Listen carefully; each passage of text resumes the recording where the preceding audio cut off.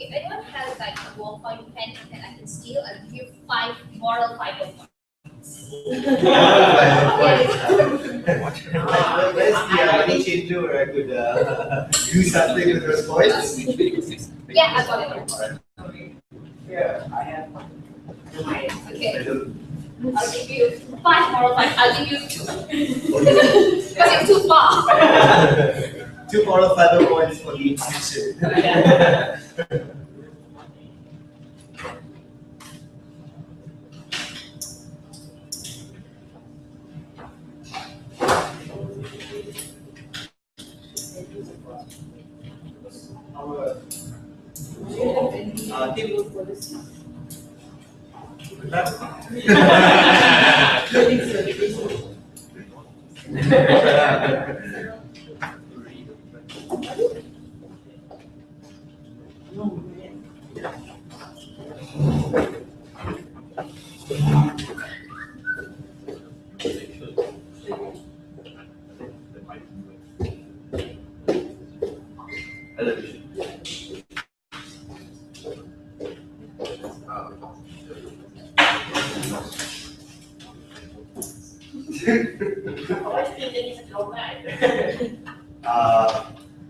I need to answer that?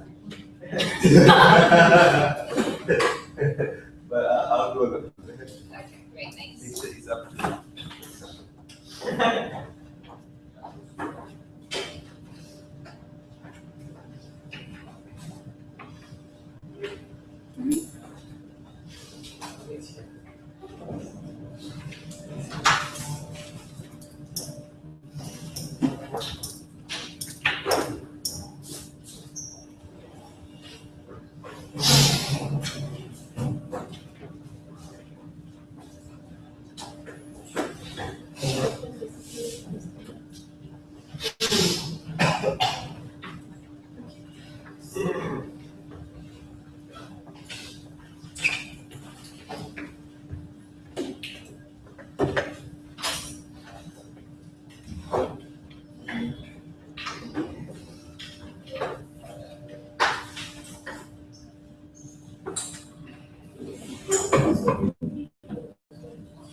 This is just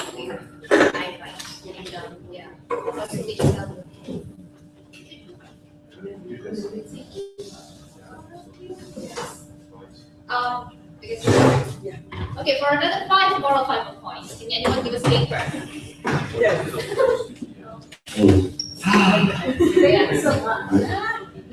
Okay, I'm gonna get a 10 now. Unfortunately, you know, there's a lot of them. So I will forego those 5 moral fiber points. I think I might fail to meet those.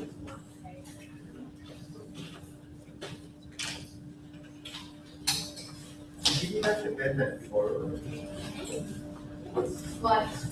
You gave me this pen and gave us sheet. Oh. Okay. Sorry, click on TV. I'm UC. I'm UC. APU manner.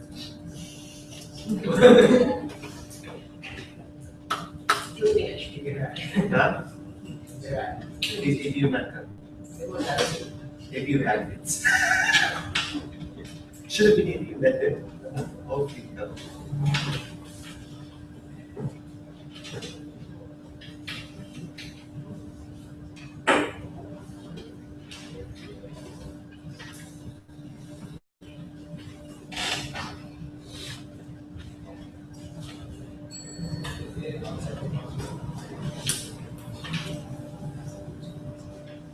Yes, welcome to round 2 of Kopitiam Ekonomi KDU Pure Delay Challenge 2014. My name is Ranjani. I'll be the chair for this round. And adjudicating with me is Anuja and also Clement. So before we start the round, I'd like to advise all of you to put down your phone on silent. Do try to avoid walking in and out of the room as the debate commences. If you need to do so in between speeches so as not to disrupt the speakers on the floor speaking. Okay, without further ado, on the motion that discuss please the entire session, we would rather spend than say or like to invite the Prime Minister to open the case and stand to the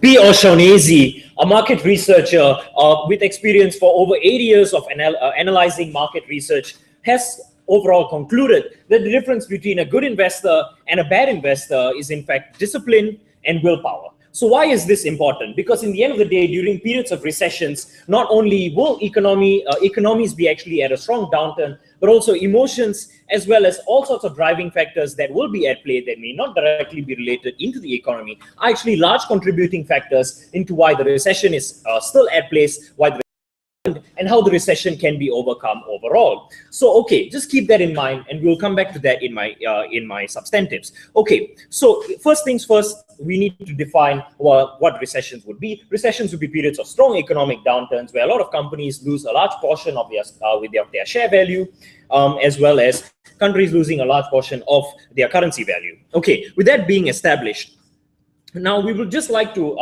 establish that we will be willing to debate this topic in any nation that has a functional economy and as well as a decent market. Okay, let's sit down.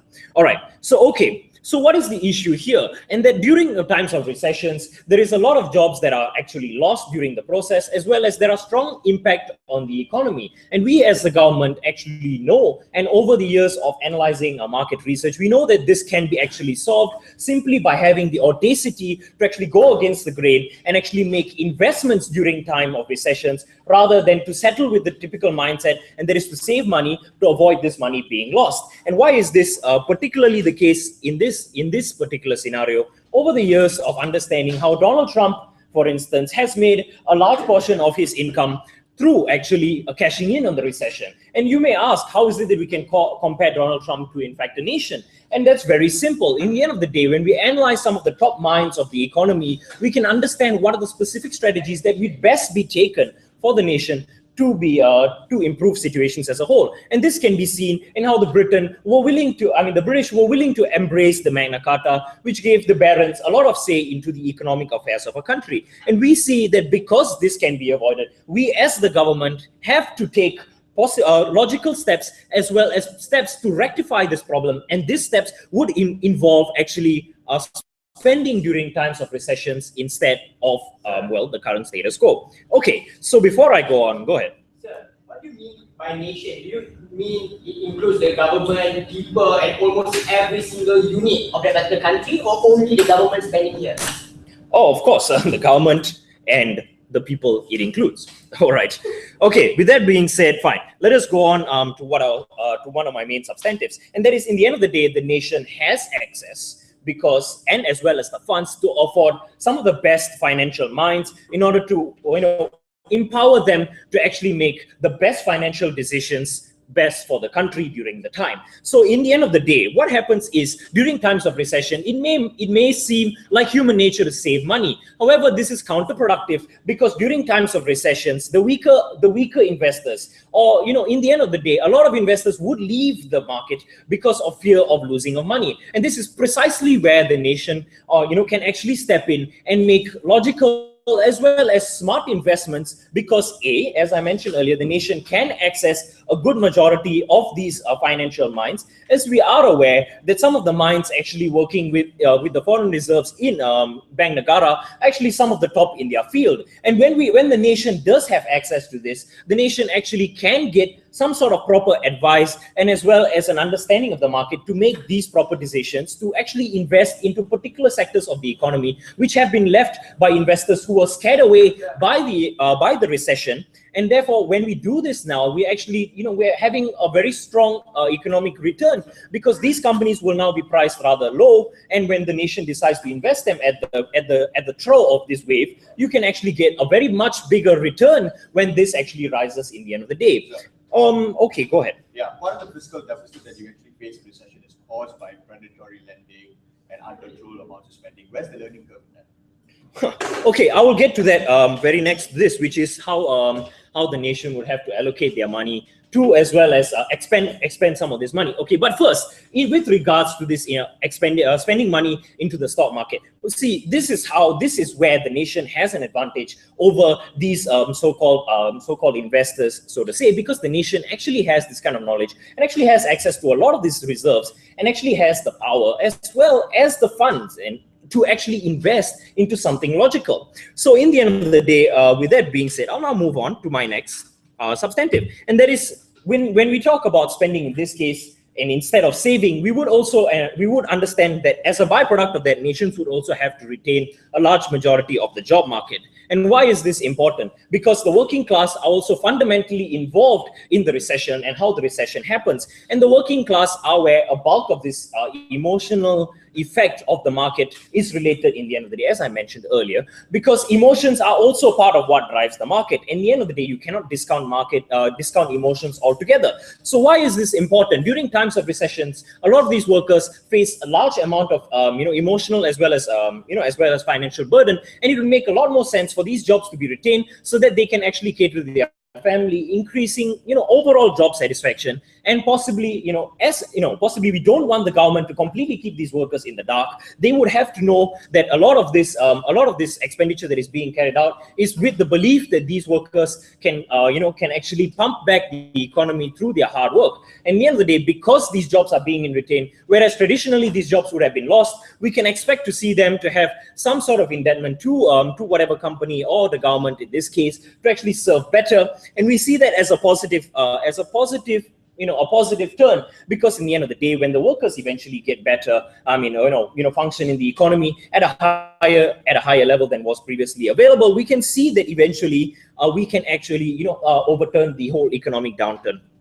All right. So with that being said, why is it important that we embrace some of these facts that I mentioned earlier? And that is because in the end of the day, some of the traditionalist mindset have not worked in the past, because as we have seen, recessions actually have played a big part in causing a large effect on the country's economy, as well as the emotions that actually run this very market that it powers in itself. So we feel that as the government, by stepping in and taking this against the grain and rather against the grain procedure, which has been proven to work, mind you, it is not completely obtuse, but it's proven to work. In the end of the day, what we are facing is possibly more positive effects in the long run. With that, I'd like to close the day. Thank you.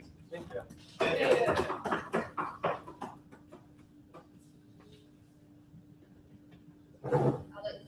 thank the Prime Minister for his speech. Now, to open the case of side opposition, I'd like to invite the Leader of Opposition.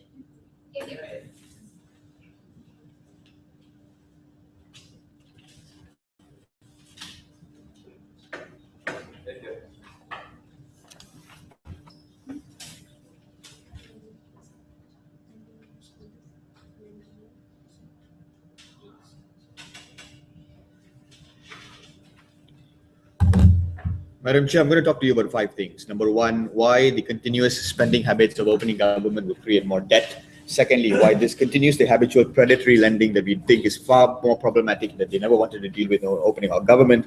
Thirdly, why any form of stimulus or spending is a short-term solution, especially when these kinds of markets that they're talking about are hot markets that are generally very short-term and where budding industries don't have the long-term necessary net benefit from these kinds of spendings. I'll use Greece as a fundamental example. Fourthly, why there is no check and balance in terms of the kinds of investments that led us into the recession, and we think this is a continuation of the problem. And lastly, why austerities are far better when it comes to turning around markets. But before that, one argument, my rebuttals will be intertwined, one rebuttal that doesn't fit. He told us that emotions play a large part in these sectors, and therefore, when it comes to public sentiment, it's important for us to listen to these people when it comes to the loss of jobs and things like this. One point to note is that public sentiment has very little to play when it comes to proper economic policies when you pass. I think when it comes to the political will and the economic will of the people, we have to make tough decisions, especially when it comes to times of recessions. People are generally emotionally charged under these times, and we think it's fundamentally important to muzzle out the kind of political will as insofar as it affects the kind of economic policies we run, especially since it hasn't worked. So we think that kind of sentiment we're not willing to stand. Firstly, why we think continuous spending in times of recession creates more debt.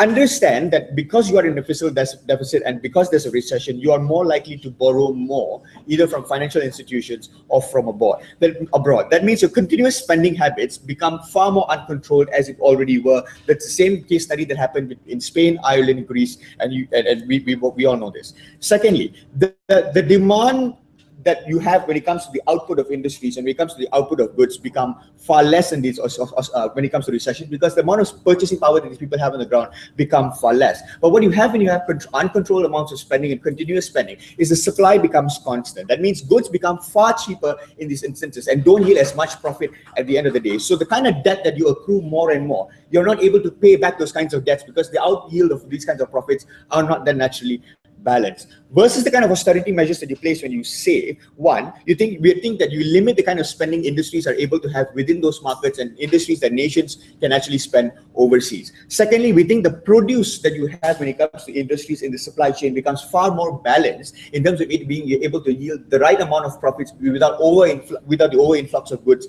and services. So we think incurring more debt is only good insofar as you're able to service those debts, and we think continuous spending reduces the kind of profit margins you're able to make. Secondly, why predatory lending is a continuous problem that necessarily happen? Not yet. The problem with the Keynesian model, like what we saw in Zimbabwe, is that predatory lending of financial institutions generally create a vast amounts of overspending in society. People don't like to go through recessions, and they like to think that they can continue the lifestyles that they generally have. Robert Mugabe's model that will print more money to solve poverty is exactly what opening government wants to do. And we think there are two problems with this. One, people will continuously buy assets and purchase things that they can't afford, which will lead to things like the foreclosure of properties like what we saw in the United States. There are three problems to this. One, they lack the policy in controlling the spending power of people, because you increase the purchasing power or you continue the purchasing power of people without necessarily regulating the ability for these people to buy or teaching them exactly the right methods in how to spend their money. Secondly, they prey on desperate people because the interest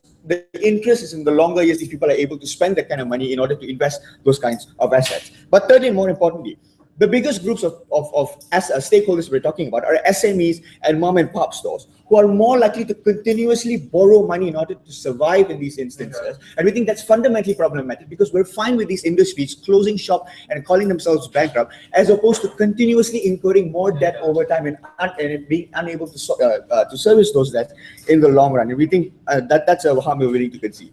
Thirdly, go. The US model was always going to continue to spend. The US is one of the fastest recovering nations as far as the 2008 crisis was concerned. Greece had to work because of certain. Yeah, but that's also because, Mustafa, the US is also one of the biggest produce makers that provides to the rest of the world. Not every country has that luxury of the United States being able to produce as much as the United States or have the large global economy dependent on the United States. When the United States sneezes, the rest of the world catches a cold. But that is the United States is an isolated case in this instance. The same won't apply to Singapore or Indonesia or a vast majority of Asian markets. So thirdly, why is a stimulus a short-term solution? We think there will be a sudden influx of spending on high profit markets and high profit industries only. Why? We think that when it comes to the stimulus package, that it is more likely for nations and states to invest these monies in hot industries.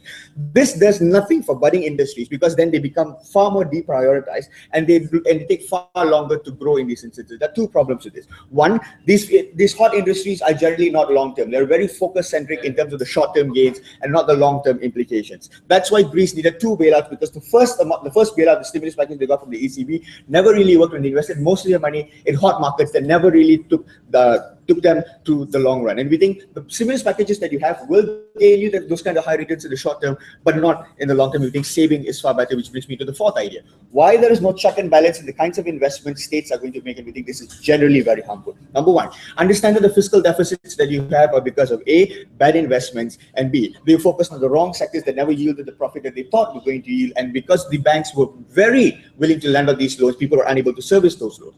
What you have in that model is no check and balance, or nothing changes under those kinds of things.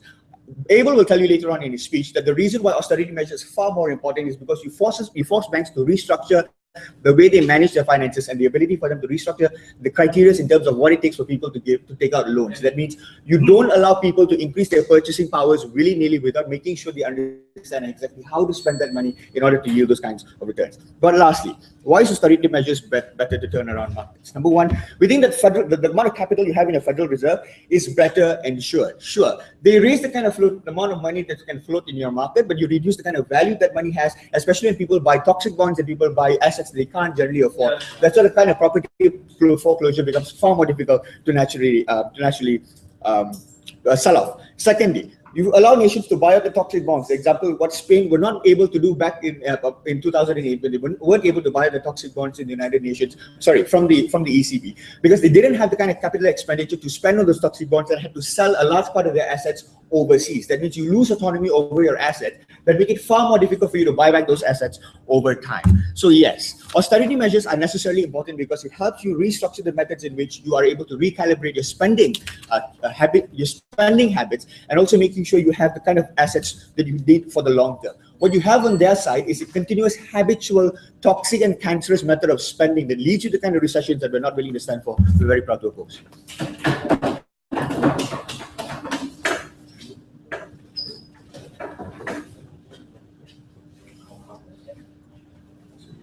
like to thank the leader of opposition for his speech now. To the of the opening I'd like to invite Deputy Prime Minister. The Prime Minister already come and talk to you about the problems that we have right now. In time of recession, we think that it's better for the government to spend rather than saving because of a few reasons that have been told by my Prime Minister. He told to you about recession is something because of the economic downturns, and during this time, usually the big company collapse, and this is a great disadvantage to the people. So we think that it is better for the government to spend, and because I will further explain in my arguments later on. So moving on to the rebuttal first. The side opposition told to you about they will just neglect about the emotion of the people, because we think that it's completely wrong for us to silence the emotion of the people. People need to be considered in this aspect, because when they don't have the job, actually it can bring more harm to the people. So we think that in time of the recession, it's better for the government to spend and hire these people rather than fire them, because the emotion of the people, also this actually can bring a more potential benefit and economic return to the country and also the company, as being told by my Prime Minister. Because when we consider about, actually it's somehow promoting the people to support the country as well. So the second thing is the leader of opposition talk about the overspending of the people. We think that even in the time of the recession time, people still do overspending. So we don't think in the time of recession, people will just simply ignore the fact that they having the hard time. So we think that people know how to justify, they know how to balance their investment, and we think that overspending will not happen if they have a good financial knowledge and also knowledge. So and then later, thank you. So they also talk about some company maybe stores, the stores maybe borrow money in order to survive. So we think that as if by borrowing money, it can make a great investment, great advantage in the future. So we think that it's not a big problem, because if they can overcome this problem, it's better for them to borrow the money rather than they just becoming not functional in this company because of they cannot survive in this harsh condition. So it's better for them to borrow money rather than having this financial crisis. Okay, so now moving on to my first arguments. Sorry, later. So it's actually promote the flow of the money in our country, because the money is not just floating in one place. So people during that time, people spending their money, and also this actually at the end of the day can promote the growth, and also the economical return can be promoted. So we think that it's offer solution for us to overcome the recession time, as being further explained by my Prime Minister. So we think that it's actually when the government spend the money, it's actually at the same time promote the people to spend the money as well. So we think that when people collaborating together and we make sure the flow of the money is being in a good condition, we think that the recession problem can be overcome, and at the end of the day, we can generate more advantage to the economic problem. Madam, the calibration of demand and supply changes drastically when it comes to times of recession. Can you prove that if you continuously spend, you're able to service those increasing debts that you're willing to do? Yes, during the time of recession, usually the price might be cannot be sustained, cannot be regulated well. However, we think that with the further enhancement by the country, it actually cannot bring any harm, because usually there is some regulation and also the things that being controlled under the country's policy. So moving on to my talking points, which is about the flow of the money, is actually potential and rewarding benefits to offer a short and long-term solution to these problems. It's not just a short term, it actually can promote the flow of the money in the long run, because nowadays people have more knowledge, and also they know that by promoting the flow of the money, it actually can benefit the people. So we think that if the countries take the risk and also showing to the people that they need to spend during this time, it actually can make people to be more brave, and also to take to embrace this policy as well. And talking about the points being talked by the Prime Minister, he told to you about the country and also the nation has the intellectual power and fund to make the high return investment during the time of recession. So we think that it's the responsibility of the country. They have the power and also the intellectual aspect to promote people and also to encourage to overcome this problem, because at the end of the day, the government have the final decision, they have the final say to overcome this problem. Usually, of course, we need the proper advice from the every aspect, but we think that at the end of the day, it can promote the strong economic return as the power and the fund being shown by the governments. He also talked to you about more jobs can be retained, resulting in the greater staff satisfaction. So we think that in time of recession, we also need to consider about people from different perspectives, not just about the government, but also about the people. We need to take into account about their feelings and also about their economical aspect, not just because of the government economic aspect, but also the people's economic aspects. So we think that the worker situation is actually a good thing. Yes. Ma'am, you want to spend the money that you get from a loan. Now tell me, which institution or which country will give you an unconditional loan under your paradigm without imposing any authority measures? Oh, okay. Unconditional loan. I think that this is not a great issue here, because the loan is something usually already there. And also, usually it need to further, it need the cooperation between the people who make the loan and people that receive the loan. So we think that it's not a good issue and it should not be debated here. So why the government want to implement this policy? As I would like to summarize now. Okay, so first of all, I want to talk about the bubble market, which is when people like, for example, the burger company, when people see that the burger company is really profitable, people like tend to do the same thing. So at the end of the day, like many countries like open this burger company, for example. So however, at the end of the day, like people maybe like they don't have any more interest to buy the burger. So we think that when people lose the interest to the market, it's actually contribute to the bubble market, and it's actually about the bubble market. So like to summarize again, so first of all, the nation has the intellectual power and fund to make the high return investment in order to promote the strong economic return, and also more jobs can be retained, resulting in greater staff satisfaction during the downturns economic policy. And also lastly, it also can promote the flow of money, and also it's a very good investment for the short and long term solutions. Thank you.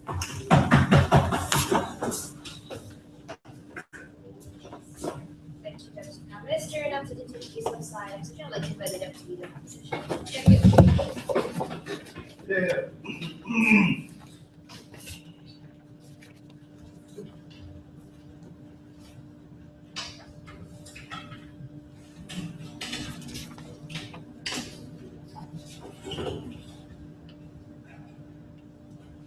I think we need to break the link with this false assumption, whereby we are not saying that by a nation saving, there are no goods to trade, right?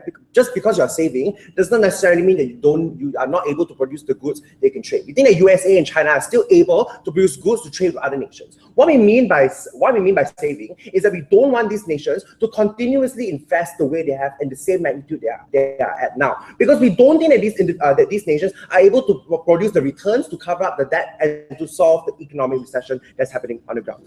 I have two argumentations, but before this, I'm gonna give you a rebuttal that doesn't really fit, because this funny idea about how the people's interests need to now be put into the spectrum, right? It needs to be placed in the equation. We don't think so. Why so? We don't think that the individualistic interests of these individuals need to necessarily play a part in economic policies. That's why we don't let the public determine whether or not we cut the subsidies on petrol, because obviously the public are not going to want to cut the subsidies on petrol. But we think that it needs to come down to whether or not it's beneficial for the economy. So we don't think that the idea of public interest necessarily plays any role in this debate. My rebuttals will then be integrated in my argumentation. What am I going to talk to you about today? I'm going to talk to you about, number one, investor confidence. How necessarily venture capitalists would not necessarily want to invest within the nation. And number two, most importantly, and this is the clincher, why you then force banks to restructure the way they give out loans. Because it's very, very detrimental to continuously entrench these bad habits of banks continuously lending out loans to these people. Because you need to recognize, right, that during times of recession, banks still want to give out loans to people because it's beneficial for them. But we don't think so. Now let's move on to argumentations. Number one, investor confidence. Because venture capitalists who want to invest won't necessarily want to put their money within these banks, or won't necessarily want to invest at all, because they are unsure whether they're going to get the returns from these such investments. They know that their monies are not necessarily safe, and they think that the market, because very volatile, would have a high potential to crash. Now you're going to entrench and perpetuate the very vicious cycle of spending, because the idea is this: the moment because your economy is having recession, you think that it is beneficial for you to constantly invest because you're going to generate returns to solve that problem. We don't think so. We think that because of economic recessions, markets are exponentially volatile in that state. Returns are not necessarily going to be generated the way they were and of the exact same magnitude during that time. We need to also understand, right? Because recession is carried out because of bad management, because the government had like a faulty management within that system. We think venture capitalists would then not want to be a part of this system. They would not want to participate, causing the recession to last even longer, causing even more collateral damage. So what do we do? The answer is very simple, right? Implement austerity measures. This is what OO is trying to fight for. We want to change the economic structure, and we think that spending will not necessarily help the economy anymore. Let me give you an example. Like when Indonesia had this economic recession during the 1990s, like it crashed, right? The IMF came and bailed them out. What happened was, because when the IMF gives you bail, the IMF then can control the necessary economical structure within your nation. So what did the IMF do? The IMF implemented strict bank sanctions, trying to re-stabilize the economy. Meaning, the IMF made the banks not give out so many loans, and the IMF made even stricter vetting structures towards banks' policies. What happened was, people will not necessarily be able to spend. This caused companies like Coca-Cola and companies like Hyundai to wanted to invest in Indonesia. Why? Because now the market is stable, right? Now not every single hoo-ha will be able to spend money any way they want when they are unable to pay off their debt. We think it's very, very detrimental the moment we neglect this very principle, and we're not willing to defend this. Let's move on to the second argumentation. But before this, any POIs?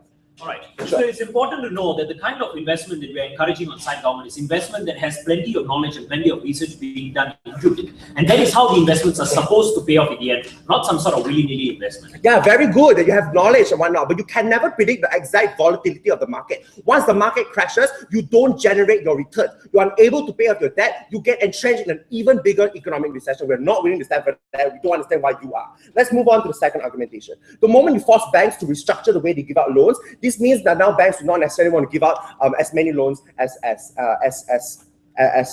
they do now. But why do banks necessarily want to give out loans, and why we think it's very, very harmful? Because banks love giving loans to people, because especially when people don't pay off their loans, they are able to take away your assets, they're a way to take away your property, and we think that is very, very harmful. Because now what happens is that you no longer allow these individuals to want to be inclined to spend, because now you have an even bigger spending power for them. You generate even more money for them. And why is this very, very harmful? Because the question that Tim, the unengaged point from Tim that I was never really engaged on was this: that the moment you allow even more people to have even more money to spend, right, you're not allowing them to have that learning curve. But the second response to that is this: now these individuals are unable to pay off their debts, and they're unable to do that. But Mustafa's POI about the United States of America, I'm dealing with you, Mustafa, said, Mustafa's POI about the United States of America, said Mustafa, is this: that now the United States of America are very, very fast are able to recover very fast. But this is only good for those individuals that can loan and pay back.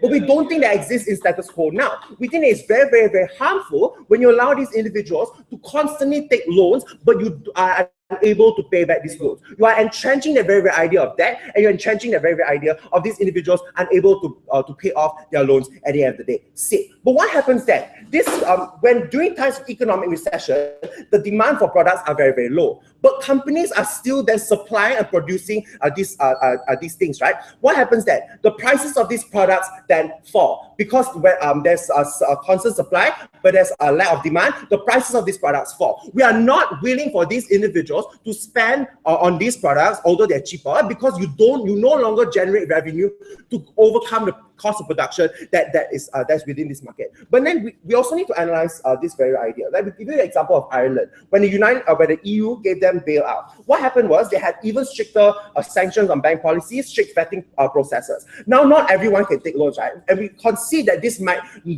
not necessarily be the most convenient of mechanisms, but we're willing to accept this harm, because now you cause people to be more prudent with their cash. You cause people to be able to use the assets that they have, or use the monetary values that they have wisely. And we think it's very, very important, because when you continuously spend, you cause an excessive amount of people loaning, making them look like they have the money to actually pay off this debt. And this is sure, there might be a short-term benefit at their best case scenario, but we don't think that the long-term harm is necessarily mitigatable. The only way you allow these individuals to solve this harm is when you force these individuals to spend less, when you force these individuals to save and not allow them to have so much loans on the bank. So as a conclusion, we need to look at this logical sense, right? If I don't have money to spend, I would rather save.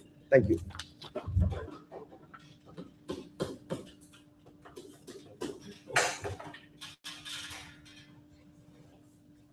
I'd like to thank the Deputy Opposition for concluding the first half of the debate. Now, to open the second half of the debate, I'd like to invite the member of government.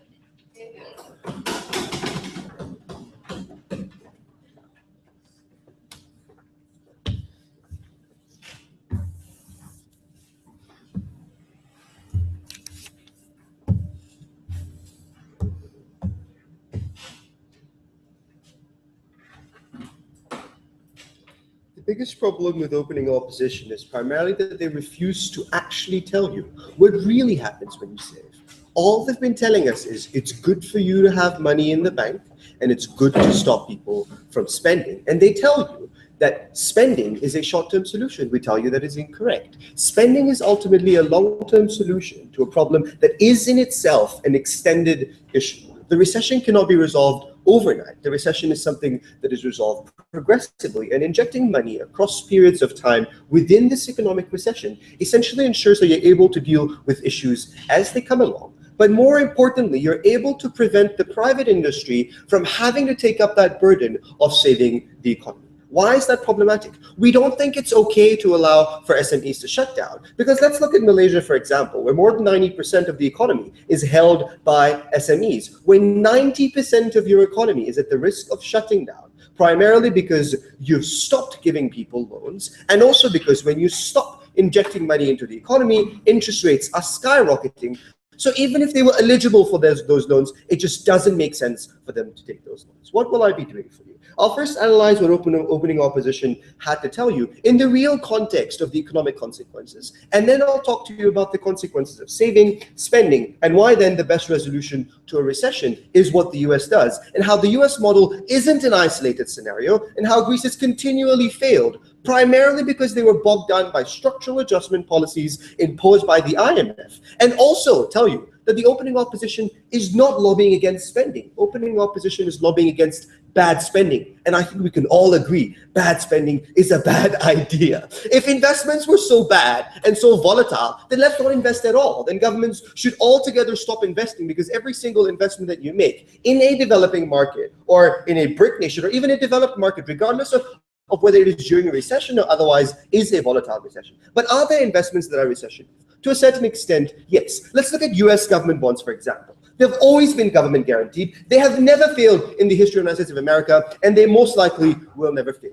I think it's a good place to invest if you're Greece and you need a lot of money. In the same breath as telling us that you're going to be very easy with your loans, they tell us that the IMF, the loan giver, will have a lot of regulations as to how you spend your money. That is a natural check and balance. The IMF's approval of your loan will be contingent on your money being spent in a wise manner that is able to give you investment returns that essentially allows you to get this money back. Abel's false assumption that, hey, banks want you to forfeit your loan because they want your assets. No, they don't, because a foreclosed home isn't worth the amount that you've taken out on the house. It's a lot more valuable for the bank to actually take the money and not take the house. But what happens when you save?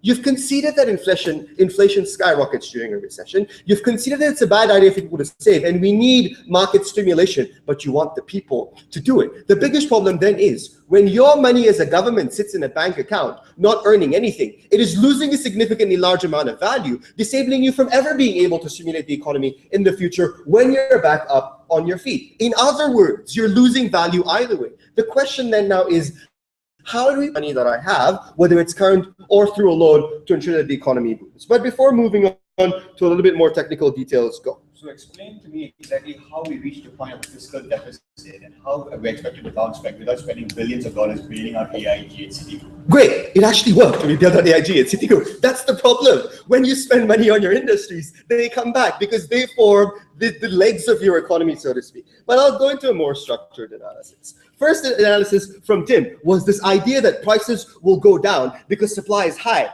Hey, that's a great thing, because people's natural incentive during a recession is to not spend. When prices go down, you want to spend more, or you're more likely to spend, because the same good you would get, you are more likely to get for lesser. But why is that a good thing? Because the scenario you're comparing is expensive goods, limited supply because I don't have enough money to produce, very limited spending of my product. I might make a high margin in each product, but my volume is very small because I'm targeting only the rich people who are not affected by the recession. But most of the economy is run by the middle class. When the middle class stops spending, that's a bad thing. I would rather get a small margin, but get the volume. That is something that's a lot more sustainable. I think that's a very logical business decision. Second, they tell you that people generally want to spend during a recession, but at the same time tell you people are conservative. So if people are conservative, somebody needs to balance that out. Because inflation won't happen when you're pumping money. You're essentially replacing the absence of funds within the system. When everybody saves and takes their money out of the market, you want to be the one pumping money into the market to balance out the sort of savings that people do to prevent deflation from happening. Because the last thing you want in a recession is for your currency to get stronger, because then your export market gets screwed up and you will not be able to gain anything from foreign direct investment. Then it tells you the market has problems. Market regulations always work. Bank Negara does it. The Feds do it.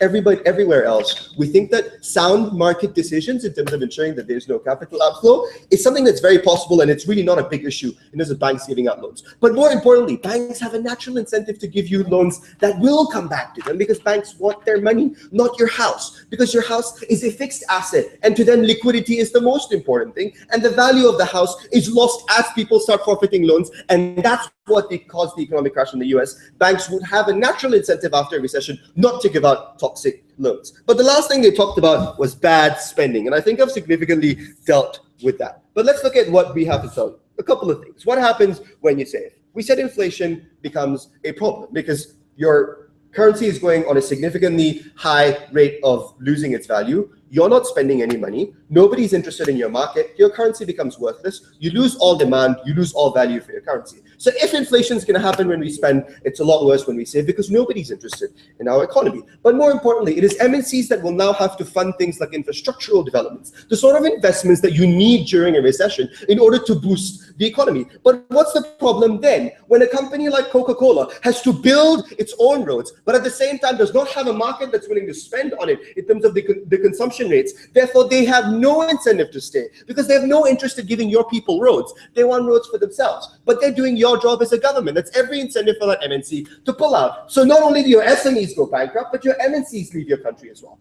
What happens when you spend? You have infrastructural development, things like that encourage MNCs to come in. When you significantly reduce the cost of investment and the cost of setting up businesses, you encourage a significantly larger amount of external businesses. But let's look at the domestic scale. What can you do when you spend? You can subsidize loans. You can force interest rates down. That's what happens when you spend. Where is your return? It is in the long term. When these when these companies that are small are able to recover or pay back their loans in 5 to 10 years down the line, you then recover your money. The purpose of a government isn't to make the fastest economic solution, but the most equitable economic solution to ensure that the economy is sustainable in the long run, as well as a balance of ensuring welfare happens. That's also why technocrats shouldn't run the country. We think political leaders do a much better job in that. So all in all, to wrap up, we think that their biggest problem is bad spending, which is very easily mitigated. The role of a government is to have an economically sustainable policy that ensures a sustainability of the lowest common denominator, not chasing away MNCs and having SMEs go bankrupt. With that, we are proud to propose.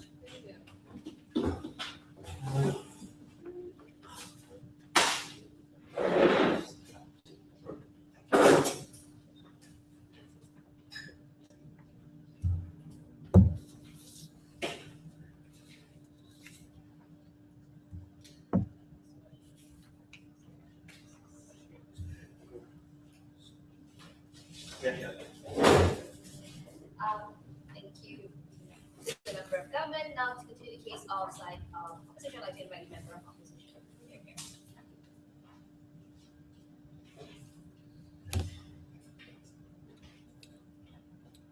How did the recession start in the first place? When governments start spending in what they believe to be good. And also they start taking risky loans, and they decided that we should invest in this particular industry because we think that industry will flourish. And you start entering unstable investment because, as what everyone have agreed in today's debate, the market is extremely volatile. You are unable to predict whether you make a good investment or a bad investment. The problem right now is when you have limited amount of money, what should you do with the money? Should you then save some portion of it for be later used in the future and spend only on basic needs?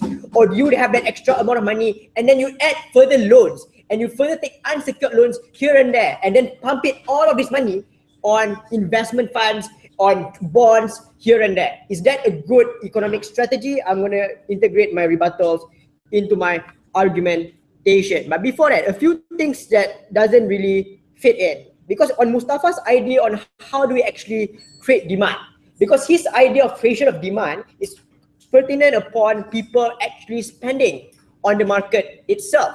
But it's actually false for a few reasons. The only way companies will have trust to enter the market in the first place is because when they believe the market is stable enough, when they know that if I invest in this particular country, it will last for a long period of time and not only a short spark of bubble that will burst anytime soon. That's how people or companies will have more incentive to stay in the country in the long term rather than staying there and hoping that, oh, let me just get the profit for a short term. That's how like Soros actually invested when he wanted to just make quick profit out of it, and that's a really unhealthy form of investment. The sort of investment that side closing government want to encourage in today's debate. My extension would be why artificial maintenance of economy is bad.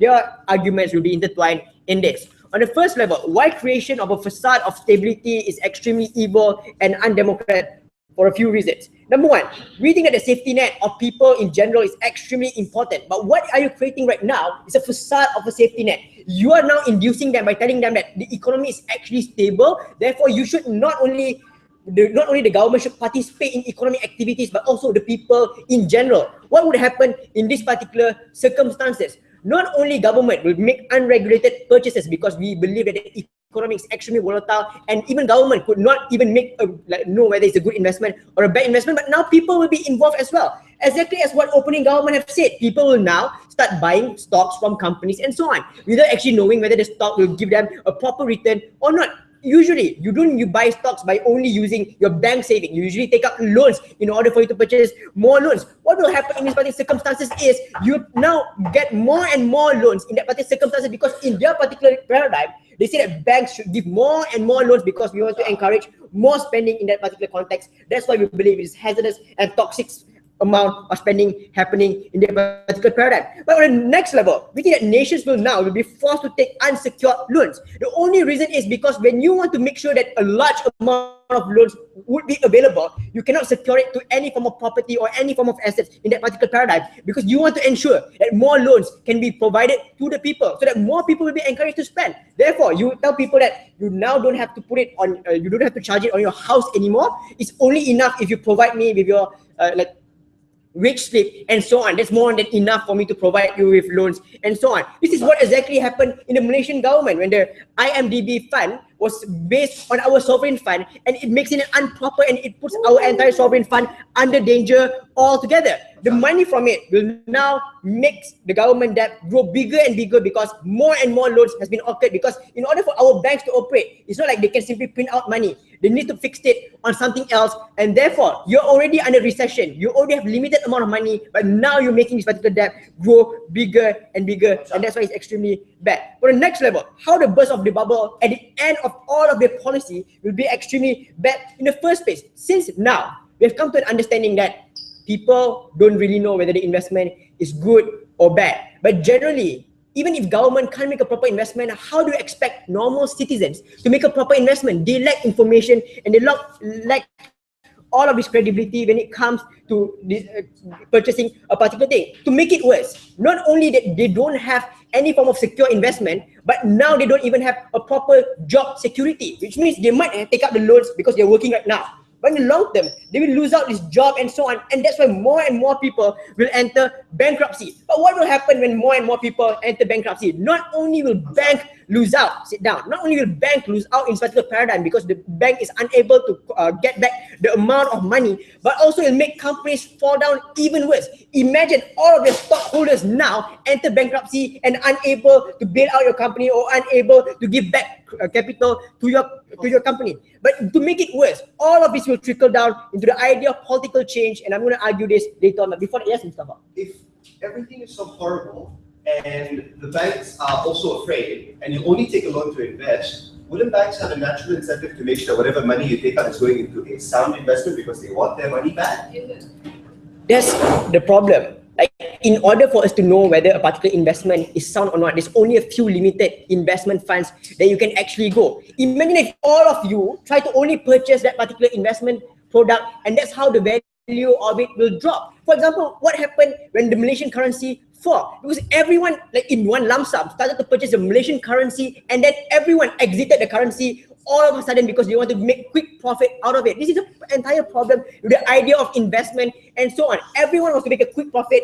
They will enter and they will exit at a quick pace up to a point the market will be so unregulated and be fractured so quickly, and that's why their investment policy is extremely evil. But let me talk about the political change here and why is it extremely radical under their particular side. Because under their particular side, you're creating an artificial economy. People, when they suddenly believe that this is not our true economic form, they will lose trust in the government at a such more radical pace than is what is already happening under status quo. When they lose trust in government, it will trickle down into a few things. Number one, it will ensure that the happiness of people within the ground will be further deprived for a few reasons. Because of only rich people are able to invest in economic recession, and they're the only one with a large amount of capital, it means the wealth gap will increase even further. On the next level, we believe that only rich people are able to escape the facade of vicious cycle of loans and bankruptcy, which means the wealth gap at the end of your byproduct that you want to secure will be so huge, up to a point now we can see a clear disparity between the rich and the poor. A dynamic of this will destroy people's trust, will make sure that the economic landscape will now be much more radical and no more.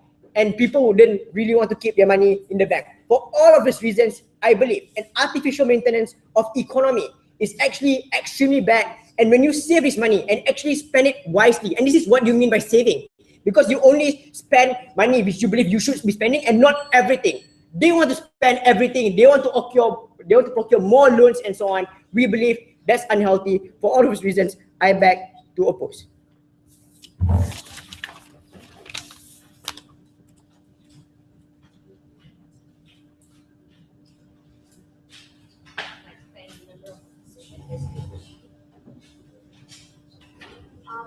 To the case for the other bench, I'd like to invite the government.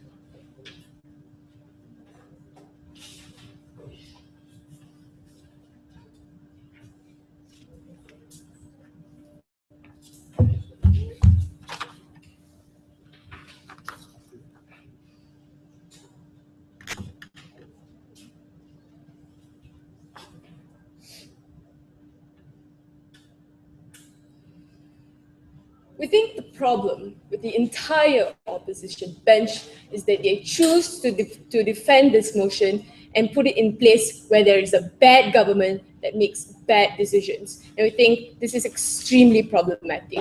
Why? Because we think if that's the case, if every government was bad, if every government was corrupt, we wouldn't have an economy in the first place in any situation.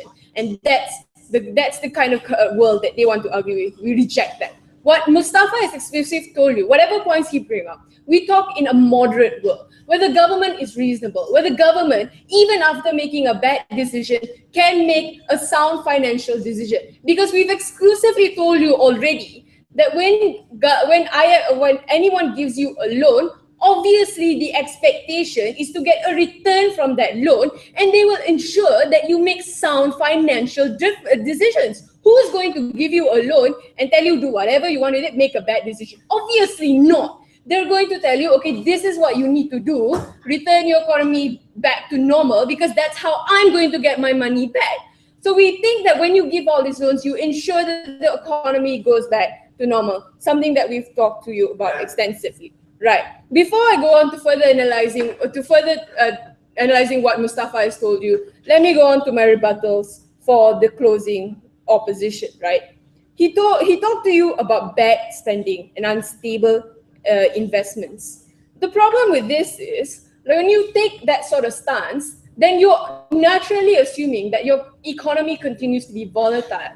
We tell you that a reasonable government, right, will naturally want to encourage growth. And when you save rather than spend, you don't allow this to happen. Because why? You do not keep money in circulation. Why it is extremely essential to keep money in circulation in the economy is because that is how the economy grows. In the first place, if everyone chooses to save, then the economy shrinks and you will have worse problems down the road. We think that if you want to talk about long-term benefits, our side brings more long-term benefits than you do. Secondly, we talk to you, this is what the characterization of people in recession, right? This is what they do. They spend less and they save more. We agree to this, but that's what we have a problem with in the first place. Because what is essential is to keep this money in circulation. Because even if you want to argue that these people make bad decisions, we think that it's extremely essential then for the government to make the right decision and to keep continuous spending and push these people to making the right financial decision. No, thank you, right? And then he wanted to talk to you about how the Malaysian currency fell against.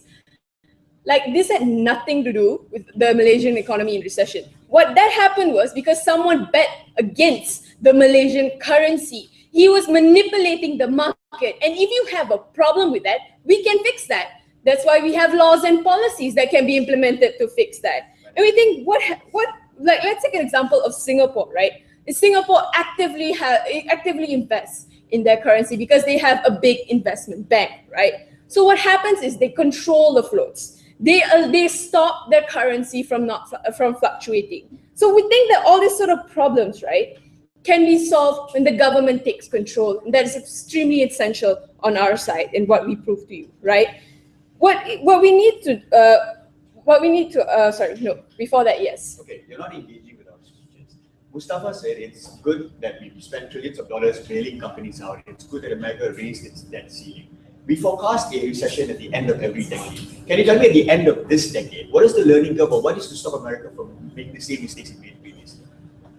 I think that America hasn't made a mistake because clearly the economy is still growing. The reason why we keep talking about Greece, the reason why we keep talking about Spain being in debt is because they continue to remain in debt. And how did they still remain in debt? Because they keep implementing austerity measures, saving rather than spending. Why they are still currently in debt is because something that Mustafa has already extensively talked to you about. He talked to you about the structural policies and how this is bad for us in the long run. Because what remains to be seen, that Greece is saving and they're still in debt. America is spending and they are growing. That is the truth that you need to accept, something that you guys are ignoring. Now, let's talk to you about what Mustafa has told you about, right? We've told you about the specific outcomes and impacts that come when you save, right? And when you spend. See, what happens when you save is it shows that you have nobody will have an interest in your market.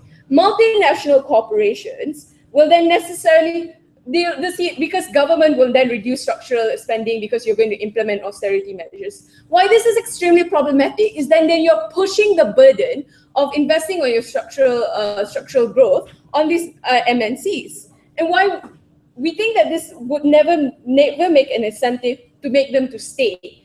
And that's problematic, right? Because to ensure that your economy continues to grow, to make sure there is constant economic stimulus, there needs to be multinational corporations. We think that when you save, when you show there's no interest to build your structural investments, why would multinational MNCs stay? They would move, for example, when they saw that Indonesia had cheaper labor, they moved there, right? That's the sort of problem that you have when you save rather than spend. We think that what's extremely important, right, is that we need to encourage investments, right? We think that what often happens is that, like when they talk about loans as well, right? That when if there's a feasible model of recovery, right? There's something that we've talked to you about. What happens, like let's talk about Australia, right? When they spend a lot on tax cuts, all these are expenditures on the government's behalf, right? But what happens is you stimulate economic growth. What is essential for governments is to be liberal in their spending, because then you develop the businesses that remain in your economy. What happens when you develop businesses? When you develop economic growth. The second thing we told you about is the perspective of SMEs, especially in countries where they are 90%, like Malaysia, 90% of them are SMEs. You need to protect the domestic industries, right? And when you choose to save, you remove subsidies, you remove the ability for these domestic industries to compete in this economy. And we tell you that's extremely problematic, especially when you're very reliant on them. So we've told you two things, right? We told you why it's extremely important for you to spend rather than save. We told you why it's important because it provides economic stimulus and it provides economic growth, and that is why closing government will take this debate.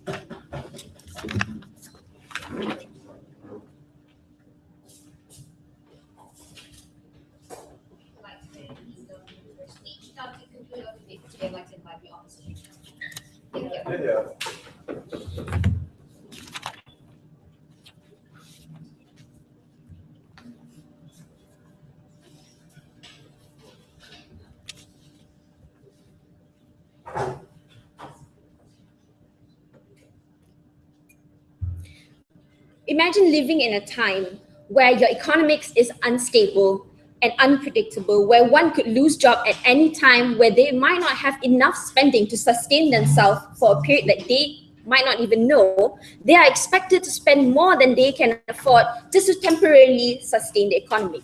Even the statement itself sounds wrong.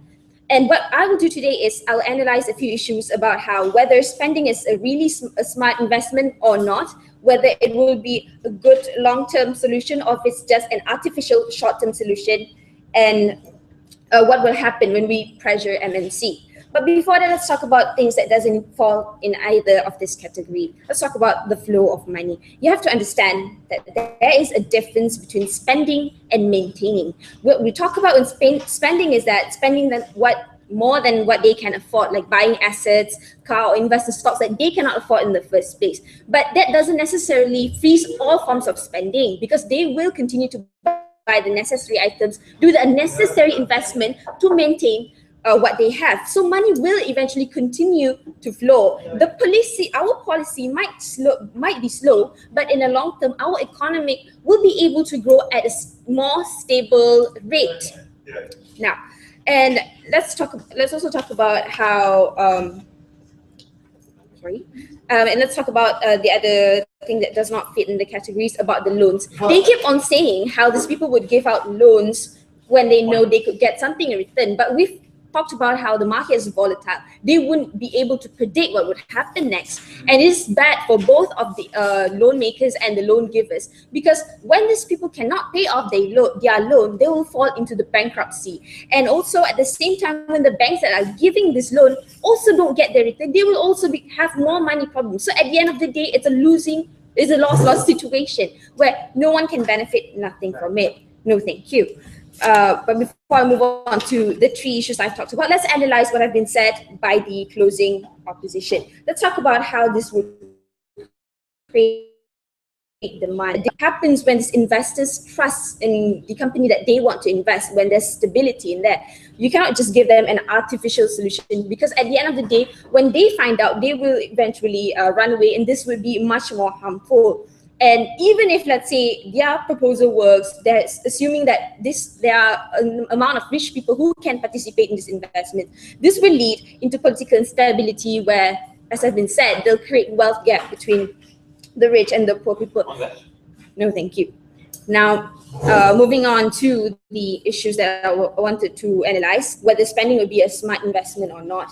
You have to understand, no investment is a smart investment in time of recession, especially done by the people who cannot afford it. Imagine expecting people to spend just because the investors flee to temporarily sustain the economy. These people will make loans that they can't afford, and they might lose their job. So in a way, it won't be a smart investment, because when they lose their job, they won't be able to pay, and it'll put in a much more worse situation. No, thank you. And when you talk about smart investment, it's not exactly a smart investment, because these people on the ground, they might not even know the gravity of the recession. They might not even know how bad this recession really is. They might be just influenced with the cheap price and whatnot. So this is why we believe that it's dangerous to allow these people to spend as what they might be getting into temporarily. And let's talk about whether this is a long-term solution, or spending is a long-term solution or a short-term solution. They said how you need to inject money into the economy to get it going again. You have to understand, yes, maybe injecting money would help it go again, but at the same time, these people does not even have the money to put it in the economy, and this will put them in a state of debt. And regarding the bad spending, you have to also know that spending in the time of recession is not good anyway, because that's not what you can afford. Thank you. And let's talk about the other issue about what will happen when you pressure NMC. This is actually good, because you're pushing them into becoming more creative in coming up with this solution. Even if, let's say, these people do not want to invest, it is much better for them to not invest in short term, because what happens when they notice that this is an artificial investment, they might just take a lump sum of money out of it, and this will lead into more people losing their job. So thank you. So what I've said so far is, what the closing have said so far is that we believe that this is not a form of smart investment, because it is also an uninformed choice. They don't even know the gravity of it. And it is definitely not a long-term solution, because it just put people in a state of debt, both the spenders and the people who are giving out loans. And with that, I am proud to propose.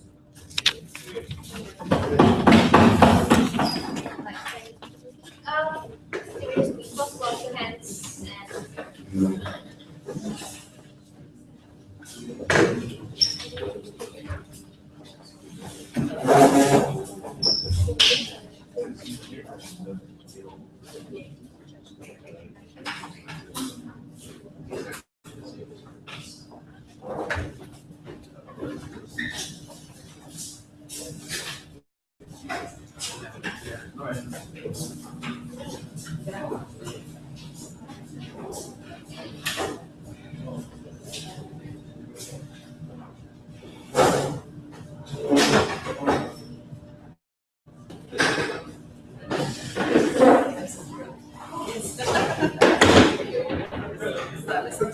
and